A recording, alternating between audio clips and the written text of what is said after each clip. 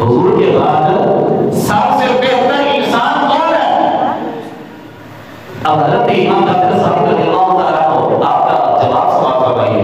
آپ نے فرمایا حضرت سیدنا صدیق اکبر. سبحان اللہ.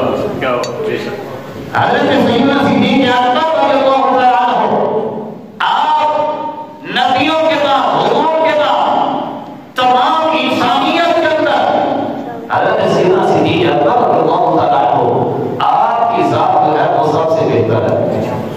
راز نے پوچھا اس کا دلیل کیا ہے؟ آپ نے کہا ہے کہ سیدنا صدیق اکبر کی ذات مبارکہ ایسی ہے جو ساری انسانیت کے اندر نبیوں کے بعد وہ سب سے بہتر ہے. اس کا دلیل کیا ہے؟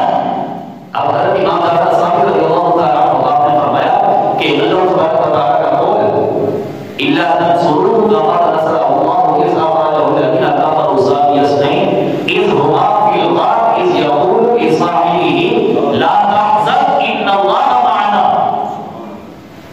آپ نے فرمایا کہ بس ان دو میں سے افضل کون ہوگا جن کا قصہ رب ذوالجلال ہے. سبحان اللہ.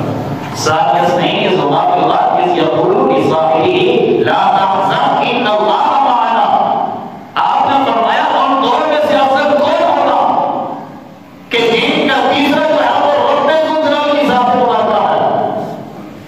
آپ نے فرمایا کیا کوئی ایک حضرت ابوبکر صدیق سے افضل ہوگا رسول اللہ صلی اللہ علیہ وسلم کے بعد؟ آپ نے فرمایا ہم کی ذات مبارکہ اس کے ساتھ کوئی مل نہیں سکتا.